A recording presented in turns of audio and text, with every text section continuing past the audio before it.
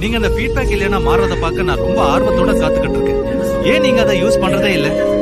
ரகசியங்கள் மனசுலயே இருந்தா பார்ட்னர்ஷிப் ஒர்க் அவுட் ஆகாது. எதுக்கு எடுத்தாலும் எதுக்காக இந்த ஃபீட்பேக்கே யூஸ் பண்றேன்? ஏன்னா இந்த லுக்ல தான் ஒரு கெத்தே இருக்கு.